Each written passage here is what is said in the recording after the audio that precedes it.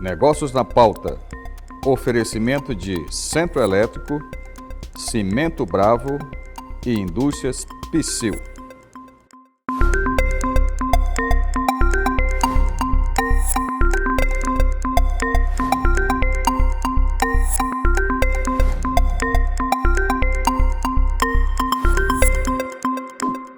Olá, sejam muito bem-vindos ao Negócios na Pauta.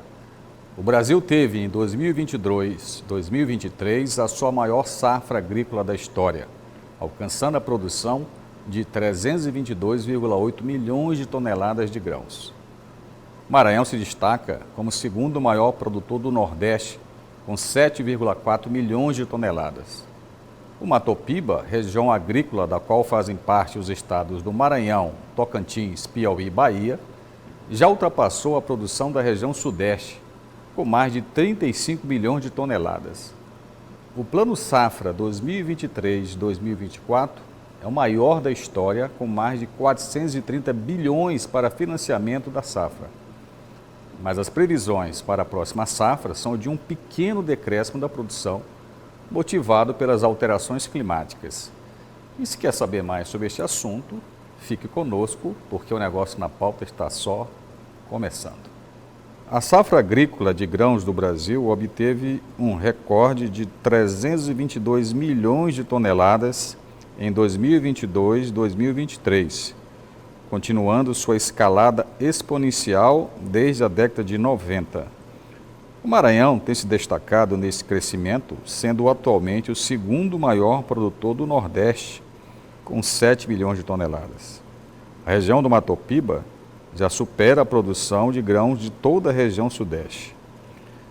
Ainda há muitos problemas de logística e armazenamento de grãos a serem superados, mas a meta de 500 milhões de toneladas não parece ser agora inalcançável para o Brasil. Neste contexto, a Companhia Nacional de Abastecimento, a CONAB, se destaca não somente pelos dados coletados no campo para o agronegócio, como também pelo trabalho que tem feito em fomento da agricultura familiar. Bem, então para falar sobre este assunto aqui, uma retrospectiva do que foi o ano de 2023 com relação ao agronegócio e também com a agricultura familiar, nós estamos aqui em estúdio com o Francisco José Cisne Aderaldo, que é superintendente da CONAB no Maranhão. Boa noite, Francisco. Boa noite, Arthur. Prazer estar aqui comparecendo na TV Guará, ao seu programa Negócios em Pauta.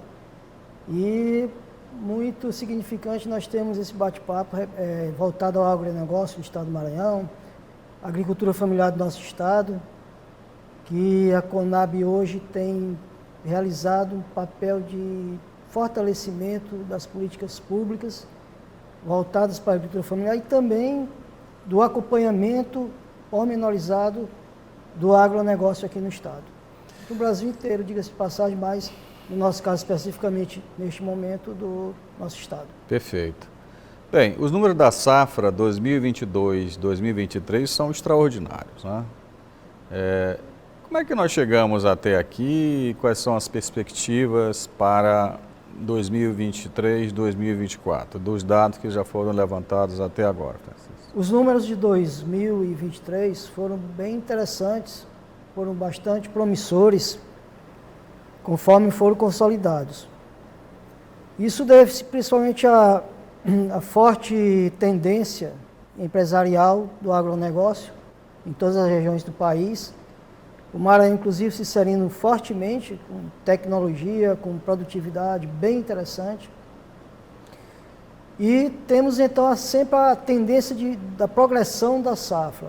No entanto, a gente hoje, neste momento, em que pese a tendência sempre de expansão, tanto em área como em alguns momentos de produtividade, nós estamos, nesse momento, fazendo uma reavaliação em virtude da situação climática no que tange a esse crescimento da produtividade e da expansão das lavouras.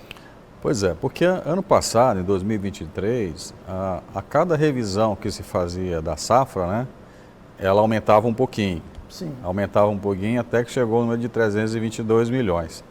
Como é que é feito esse acompanhamento no campo, Francisco? Esse acompanhamento, nós temos diretorias que cuidam, né, diretoria da Conab que cuida desse setor do acompanhamento, temos a superintendência, informação do agronegócio, temos também gerências específicas para cada grão, digamos assim, em linhas gerais, e temos também as superintendências regionais, que cuidam através de gerências especializadas e de setores específicos também do acompanhamento minucioso dessas safras. Notadamente, no que tange aqui ao Estado do Maranhão, nós podemos citar uma equipe que tem feito a cobertura de todas as áreas onde os grãos estão sendo produzidos. Temos também feito acompanhamentos em loco e usando também tecnologias de apuração. Essa tecnologia de apuração, o que é exatamente, Francisco? Usamos a parte de geotecnologia, o mapeamento e também a vistoria in loco. Então, são esses 3 elementos que agregam um conjunto informativo mais substancioso. A Conab tem quantas pessoas aqui no Maranhão fazendo esse trabalho? Temos uma equipe que oscila na média de 10 a 15 pessoas. É pouca gente para o tamanho do estado, né? Não de certa forma, já que a gente usa bastante os dados estatísticos. Entendi. Usamos a parte técnica da produção, no que tange acompanhamento. Agora, como é que essa relação, troca de dados, de informações com o IBGE? Porque o IBGE publica a sua própria estatística, né? Como é que é esse? Nós temos uma aproximação bem histórica com o IBGE. Então, a gente tem procurado sempre acompanhar a metodologia do IBGE, respeitando a nossa própria metodologia. E a gente tem observado que, na maior parte dos casos, respeitando algumas especificidades, a gente tem conseguido equivaler esses números dentro de medidas razoáveis. Agora, se a gente for pegar a questão de 10, 15 anos atrás, o que era, falando especificamente do Maranhão, o que era a produção agrícola do estado comparado com hoje, a diferença é brutal, né? É muito grande.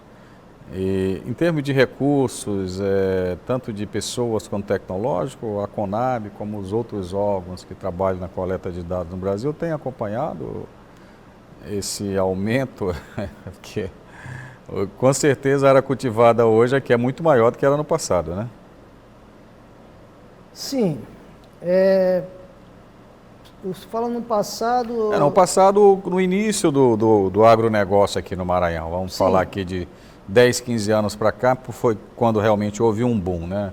Apesar dessa história do agronegócio no Maranhão, na região de Balsas, ela tem uma origem aí na década de 90, foi de uns 10, 15 anos para cá que o Brasil inteiro, né? Sim, sem dúvida. Nós temos hoje, entre esse espaço de 15 anos até agora, uma expansão vertiginosa, podemos dizer assim, das áreas aqui no estado do Maranhão.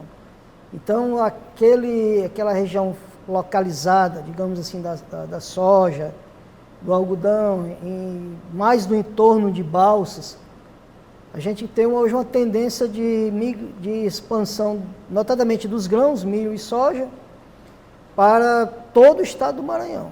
Então, hoje nós já podemos constatar com bastante incisão a expansão na região dos Cocais, Caxias, Codó, Buriti. Temos também a região de Buriticupu, Arame, Açailândia, Itinga. Então, nós temos hoje uma expansão em larga escala que deve, em pouco tempo, abranger todo o estado do Maranhão, sem exceção de regiões.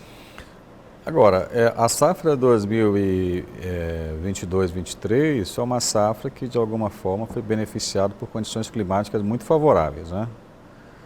E nós estamos num período meio conturbado no Brasil, né? Você tem enchentes na região sul, você tem seca em várias outras regiões, a região nordeste, a região norte passou pelo final do ano passado com uma seca terrível, né? Como é que ficou essa situação toda? Como é que isso afetou e está afetando essa safra que vem aí, que é 2023, 2024? Essa safra, hoje em observação, ela está bem medida, sendo bem medida. Por quê? Porque nós temos uma instabilidade climática muito grande. Então nós tivemos um levantamento de nossa equipe semana passada, está agora em apuração dos dados, em levantamento das especificidades de cada situação, de cada cultura, e nós devemos ter um anúncio pela nossa diretoria nacional da safra, da estimativa da safra, no dia 8 de fevereiro. Mas, isso já baseado com a área cultivada, né? Isso. Mas, sem dúvida nenhuma, neste momento, é uma incerteza a se verificar, devido à instabilidade climática bem acentuada neste momento do plantio. Agora, mesmo com a instabilidade climática, acho que em todas as regiões, e principalmente nessas regiões de nova fronteira, como a região norte e a região do Mato Piba, uso cada vez mais de uma agricultura de precisão, né, com uso de tecnologia, fortemente o uso de tecnologias, ele tem crescido a produtividade, né? Como é que está essa coisa da produtividade aqui no caso do Maranhão e em toda essa região de fronteiras agrícolas? Nós, com a situação climática hoje, aqui no estado, a instabilidade climática, como citei, bem acentuada, seria muito interessante mantermos o nível de produtividade, porque existe uma tendência de perca, como eu lhe falei. A gente não pode adiantar números, porque os dados foram coletados semana passada. E eles estão sendo catalogados, estão sendo verificados para encaminhamento à Conab Nacional, que vai fazer a filtragem e o acabamento final dos números. Eu até conversei com um produtor de balsa no final do ano passado, que eles estavam nessa incerteza, né? Quer dizer, quando começava, agora sim, vai começar o período de chuva. Aí ia lá e plantava. Aí entrava no veranico, parava de chover, aí perdia toda a área plantada. Aí começava de novo. Sim. Essa instabilidade continua? Continua. Nós temos, inclusive é interessante porque em Balsas, que é um município bem extenso geograficamente, nós temos situações específicas de chuvas de certa forma regulares e outra região do município de Balsas com uma instabilidade absoluta de clima. Então nós temos no próprio município de Balsas, dada a sua extensão territorial, duas situações diferenciadas em relação ao período chuvoso. Isso está acontecendo até aqui na ilha de São Luís, né? Porque você pega assim, tem áreas da ilha que chove, outras áreas que não chove. Mas enfim, a gente vai continuar. É uma situação atípica, essa situação a gente não tinha vivenciado, a Conab, um levantamento até então em uma situação tão diferenciada, tão atípica em relação ao clima no período de plantio.